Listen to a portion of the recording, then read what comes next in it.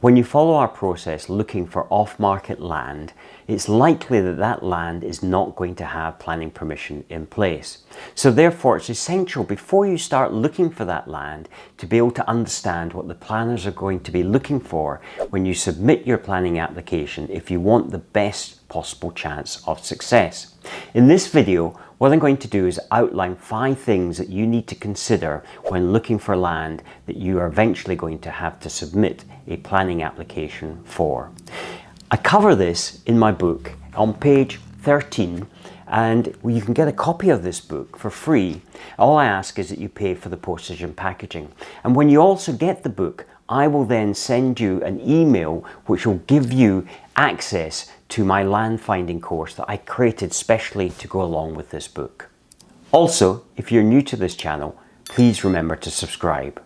The first thing is that they're going to look at compliance with local planning policies. And so therefore they're going to go first of all to the local plan. Does it conform with the policies laid out in the local plan? Is it within the development boundary? So there tends to be a boundary that is around any kind of settlement, whether that be a large city or a small settlement. There will generally be this imaginary line that goes around the boundary. Inside that, you've got a much better chance of gaining planning. Outside of it, it's going to be significantly more difficult. Not impossible in all cases, but generally it is fairly difficult to achieve planning when it's not within the development boundary. They'll be looking at the designation of the particular piece of land. Is it zoned for housing? So if it's an infill plot between 2 houses, then there's a good chance that that would achieve planning permission because it's likely that that's going to be within a residential area. However, what you may find is that you've got a residential area and a commercial area bordering, so it seems like that piece of ground is right next to another house, but that particular piece of land may be designated as perhaps industrial, commercial, whatever it is. So you need to make sure that the designation for the piece of land that you are looking at is designated as residential development. They will also look at the housing density and any other environmental constraints. The second area that they're going to look at is the impact on the local area. So this will cover things like local vernacular. What is the style of the housing in the particular area? So for instance, if you were building within one of the Cotswold villages, it's going to have to have a stone exterior, whereas in another area they wouldn't necessarily have that requirement. What's the general size and shape of windows? Do they allow for large expansive glass, or is it tends to be very small windows, which might be in a community that has perhaps high wind velocity, where they want to limit the amount of space that is taken up by windows, because that has an environmental aspect in terms of larger glass areas are probably going to cost more to heat that area, whereas if you've got a lot of wind battering against that, then that's going to be significantly pushing up the energy costs.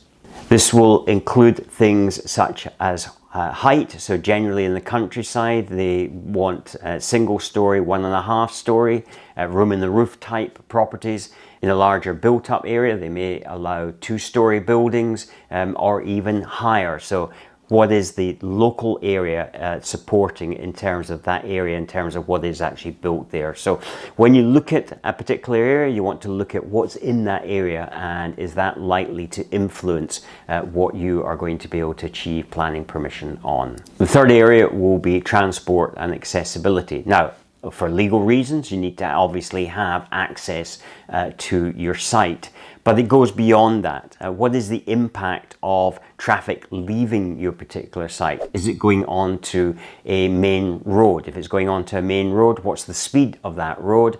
What is the view from the point that you are looking to move onto that road from there? And the amount of visibility, as they call visibility display, will be determined by the speed of that road. So a higher speed will require a sight line in either direction that is much further down either side of the road, than one in a much lower speed area, such as 20 or 30.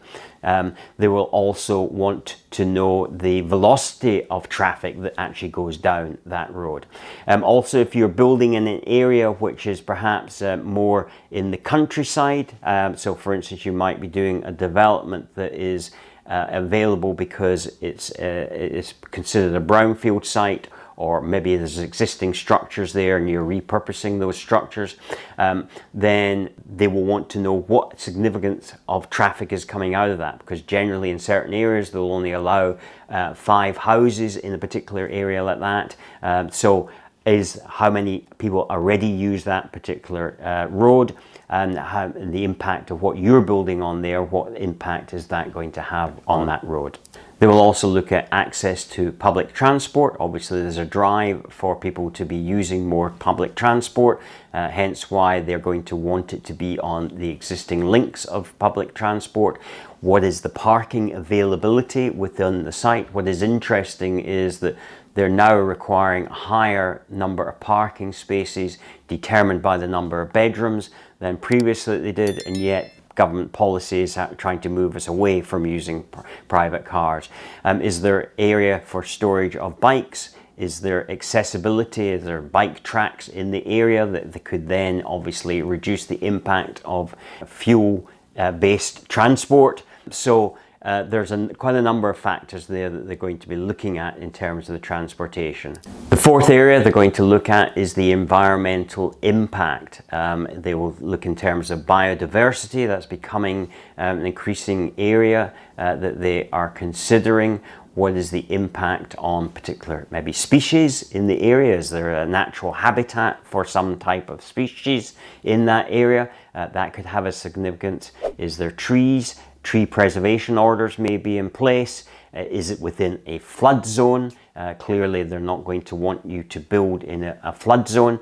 Generally the thinking behind that is that area likely to be flooded within the next 200 years? There may be some relaxation of that policy, but if it's within a flood zone, then there's less and less chance that you are going to be able to achieve planning permission on that site. The fifth area they're going to consider is neighbourhood amenity. So what is the impact that your development is going to have on the existing houses in that area? Are you going to restrict the light to existing houses? Are you going to increase the noise level? Are you going to increase the general disruption when you're actually carrying out the building, although there's usually ways to mitigate that, in other words in terms of the hours that you can actually be on site and actually carrying out the development. Generally, what is the impact going to be on the existing residents? So I hope you found that useful. Remember to grab a copy of my book.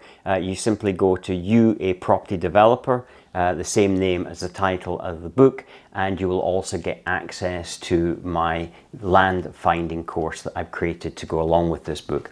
If you haven't already subscribed, please subscribe now, and have a look around the channel. There's over 200 videos. I think there's almost 250 videos now on the channel. Please have a look around. There's lots of free content there for you to be able to consume. Until the next time, take care, and I look forward to speaking to you then. Bye-bye.